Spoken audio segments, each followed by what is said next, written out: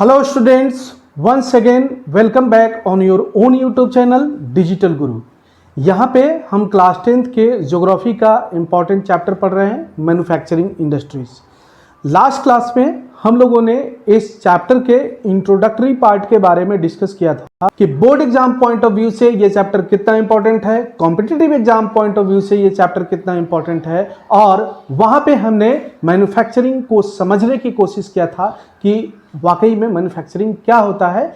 इस क्लास में हम लोग उसी चैप्टर के पहले टॉपिक को कवर करने वाले हैं और वो टॉपिक है इंपॉर्टेंस ऑफ मैन्युफैक्चरिंग।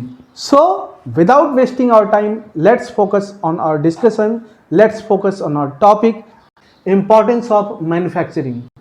तो इस टॉपिक को हम लोग एक स्टेटमेंट के साथ स्टार्ट करते हैं।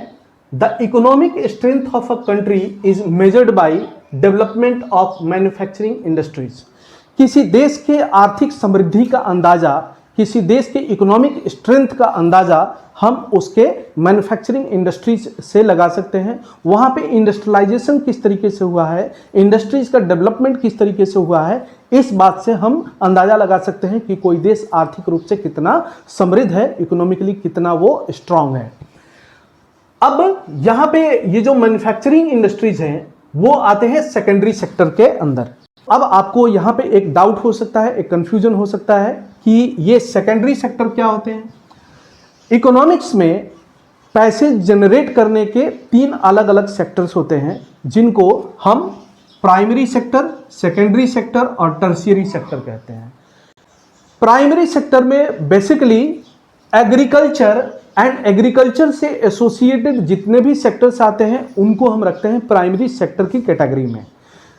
सेकेंडरी सेक्टर में इंडस्ट्रीज आते हैं, मैन्युफैक्चरिंग इंडस्ट्रीज, और ये जो सेकेंडरी सेक्टर है वो एग्रीकल्चर या एग्रीकल्चर से एसोसिएटेड जहाँ से भी रिसोर्सेज आते हैं वहाँ के प्रोडक्ट्स को लेकर के उनकी मैन्युफैक्चरिंग करते हैं, उनसे गुड्स, नए गुड्स तैयार करते हैं। टर्शियरी सेक्टर में सर्विस सेक्टर आता है, जो भी सर्विसेज सेक्टर है वो टर्शियरी सेक्टर्स के अंदर आते हैं। तो ये इकोनॉमिक्स में तीन सेक्टर होते हैं बेसिकली पैसे जनरेट करने के, प्राइमरी, सेकेंडरी एंड टर्शियरी। अब आई होप कि आपको कोई कंफ्यूजन नहीं रहा होगा यहाँ पे। अब हम चलते हैं आगे।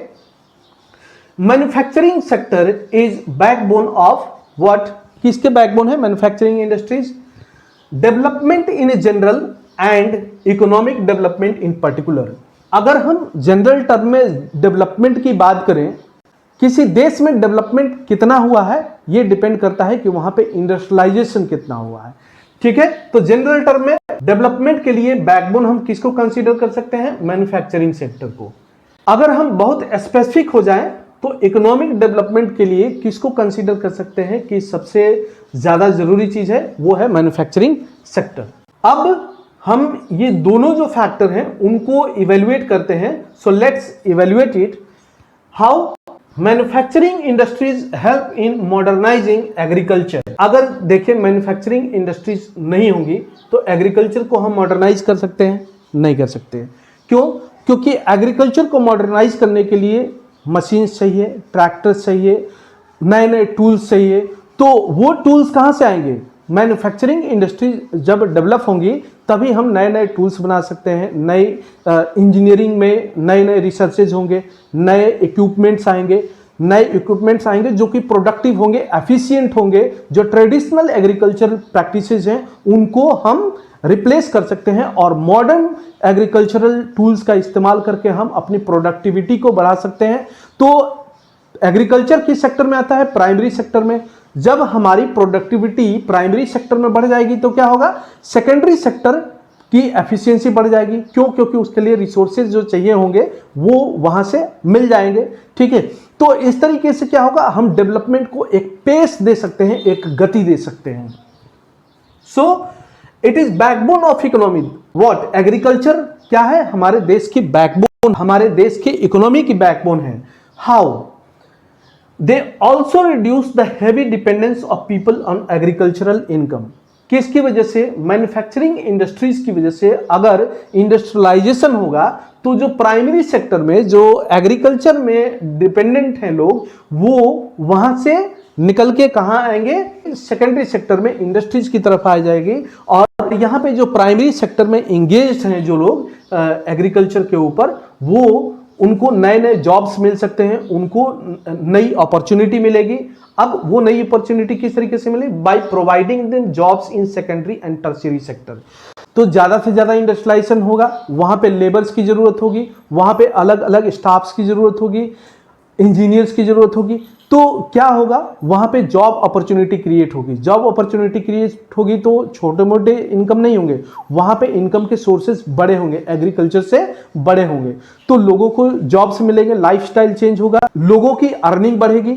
फिर क्या होगा, जो देश की इकोनॉमी है अल्टीमेटली उसको फायदा मिलेगा और हमारे देश की इकोनॉमी ग्रो करेगी। ठीक है, तो इस तरीके से हम क्या कह सकते हैं, मैन्युफैक्चरिंग इंडस्ट्री बैकबोन है किसकी, डेवलपमेंट की, इकोनॉमिक डेवलपमेंट की। वो किस तरीके से, मैन्युफैक्चरिंग इंडस्ट्री से क्या होगा, हमारी जो एग्रीकल्चर है वो उसको हम मॉडर्नाइज कर सकते हैं। मॉडर्नाइजेशन किस तरीके से होगा, they also reduce heavy dependence of people on agricultural income. लोगों की एग्रीकल्चरल इनकम पे डिपेंडेंसी क्या होगी, कम होगी। उनको क्या मिलेगा, जॉब मिलेगा।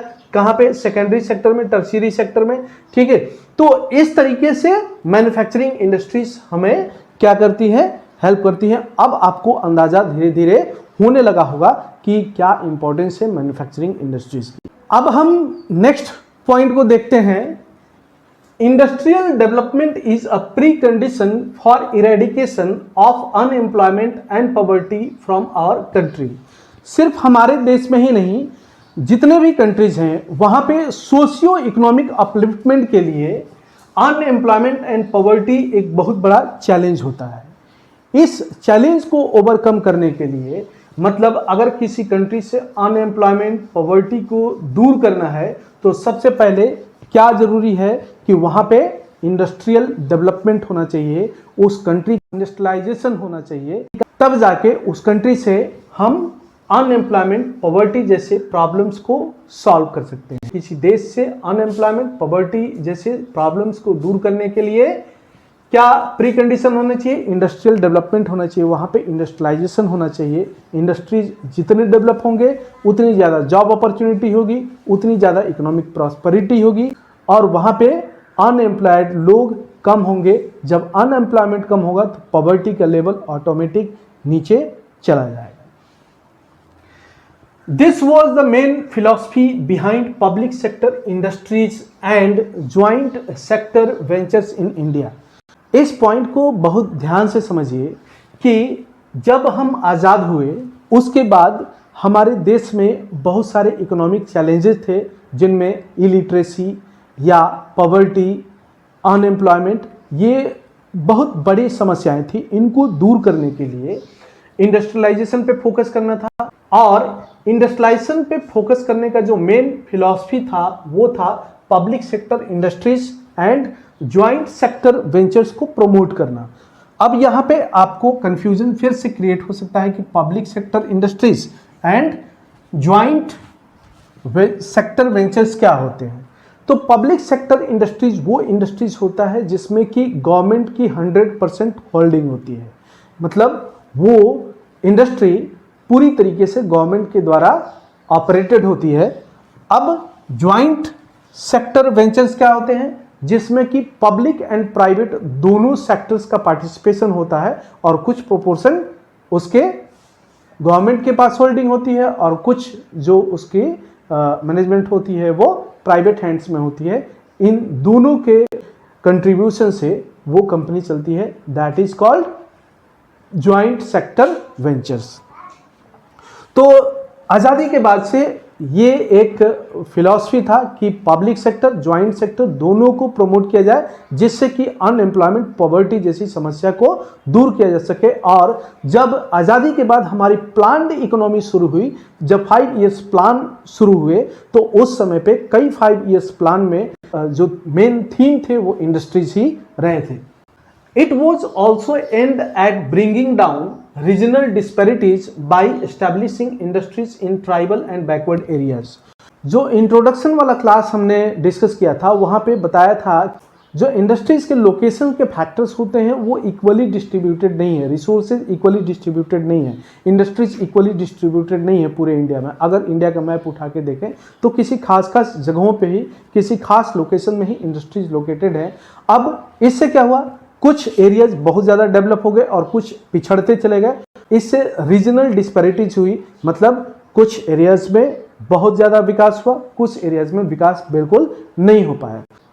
तो इसके लिए क्या किया गया कि एक प्रायोरिटी रखी गई रीजनल डिस्पैरिटीज को दूर करने के लिए कि जो ट्राइबल और एंड बैकवर्ड एरियाज हैं वहाँ पे इंडस्ट्रीज को सेटअप किया जाए। इससे क्या होगा, जो ट्राइब्स हैं या जो बैकवर्ड एरियाज में अगर इंडस्ट्रीज सेटअप किए जाते हैं तो वहाँ के लोकल लोगों को भी जॉब अपॉर्चुनिटी मिलेगी, और जब लोकल लोगों को जॉब अपॉर्चुनिटी मिलेगी तो उनकी इनकम बढ़ेगी, उनकी इनकम बढ़ेगी तो उनका लाइफस्टाइल चेंज होगा और फिर हम पॉवर्टी को डाउन ला सकते हैं। नेक्स्ट पॉइंट है export of manufactured goods expends trade and commerce and brings in much needed foreign exchange. तो क्या होगा, जब हम मैन्युफैक्चरिंग करेंगे तो ज़्यादा से ज़्यादा गुड्स बनाएंगे, ज़्यादा से ज़्यादा गुड्स बनाएंगे तो वो क्या होगा, हमारे देश में तो खपत होगी ही, उसको हम इंटरनेशनल मार्केट में ले जाके बेच सकते हैं। जब इंटरनेशनल मार्केट में बेचेंगे तो क्या होगा, करेंसीज का एक्सचेंज होगा, फॉरेन एक्सचेंज होगा। ठीक है, मतलब हम गुड्स ले जाके दूसरे कंट्री में बेचेंगे और वहां से हम पैसा लेकर के आएंगे। ठीक है, तो हमारे देश की इकोनॉमी बढ़ेगी और हमारा इकोनॉमिक जो ग्रोथ है उसको एक पेस मिलेगा।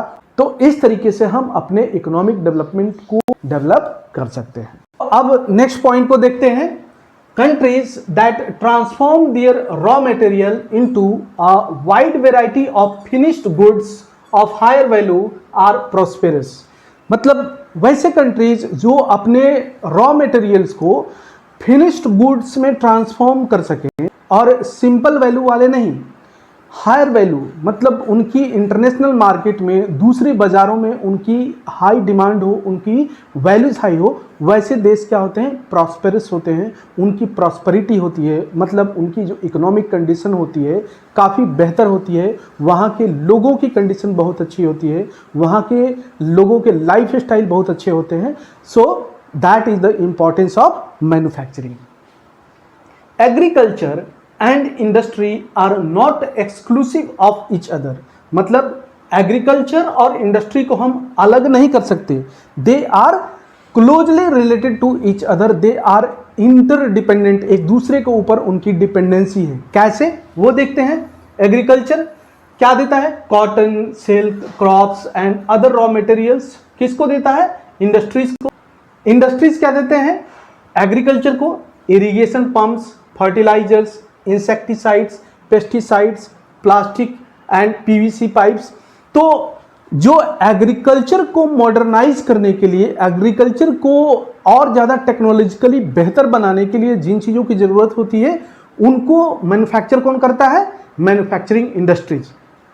और मैन्युफैक्चरिंग इंडस्ट्रीज को जो रॉ मटेरियल चाहिए होते हैं वो कहाँ से मिलते हैं, एग्रीकल्चर सेक्टर से। तो ये जो प्राइमरी एंड सेकेंडरी सेक्टर हैं दोनों एक दूसरे से क्लोजली रिलेटेड हैं, दोनों एक दूसरे पे डिपेंडेंट है, तो दोनों को हम अलग करके नहीं देख सकते या अलग नहीं कर सकते। अब what needed in industries, industries में क्या करने की जरूरत है। So in today's globalized world industry needs to be more efficient and competitive. आज क्या है, ग्लोबलाइज्ड वर्ल्ड है, मतलब क्या है कि दुनिया का कोई भी ऐसा देश नहीं है जो बिना किसी दूसरे कंट्रीज के, बिना किसी तरीके का हेल्प लिए और वो अपने इकोनॉमी को बेहतर कर पाए। मतलब डायरेक्टली इनडायरेक्टली हर कंट्रीज किसी न किसी चीज़ के लिए एक दूसरे के ऊपर डिपेंडेंट है। कोई भी देश एक दूसरे से आज कटा हुआ नहीं है, सब एक दूसरे से इंटरकनेक्टेड है। This globe seems like a small village today. तो इस ग्लोबलाइज्ड वर्ल्ड में हमें इंडस्ट्रीज को क्या बनाना होगा, एफिशिएंट बनाना होगा, कॉम्पिटिटिव बनाना होगा। एफिशिएंट एंड कॉम्पिटिटिव का मतलब है कि जो प्रोडक्ट्स हम बना रहे हैं वो दूसरे देशों को कंपटीशन दे सके, मतलब अगर उनकी क्वालिटी बेहतर है तो उससे बेहतर क्वालिटी हमें बनाना होगा, जिससे कि इंटरनेशनल मार्केट में उनके प्रोडक्ट्स की बजाय हमारे प्रोडक्ट्स की डिमांड हो।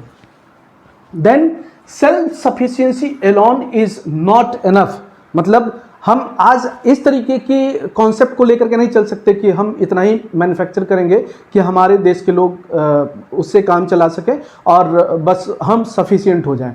ऐसा करने से हम अपनी इकोनॉमिक ग्रोथ को आगे लेके नहीं जा सकते। हमें क्या करना होगा, हमें इस तरीके के अपॉर्चुनिटी क्रिएट करने होंगे, इस तरीके से मैन्युफैक्चरिंग करनी होगी जिससे कि इंटरनेशनल मार्केट में हमारे गुड्स की डिमांड हो और हम उन गुड्स को, फिनिश्ड गुड्स को दूसरे बाजारों में बेच करके वहां से पैसा अर्न कर सके और फिर हम अपनी इकोनॉमी को एक बेहतर डायरेक्शन में लेके जा सके। Our manufactured goods must be at par in quality with those in the international market। मतलब इंटरनेशनल मार्केट में और जो सिमिलर प्रोडक्ट्स हैं उनसे हमारी क्वालिटी किस तरीके से बेहतर हो, इसके ऊपर हमें काम करना होगा, इसको और ज़्यादा बेहतर बनाना होगा। तो ये थे पॉइंट्स किसके, इंपॉर्टेंस ऑफ मैन्युफैक्चरिंग के, जिसमें कि हमने पूरे डिटेल में चर्चा किया कि मैन्युफैक्चरिंग इंडस्ट्रीज के क्या इंपॉर्टेंस है। तो एक बार हम उन सभी पॉइंट्स को सम अप कर लेते हैं कि आज हमने क्या क्या डिस्कस किया।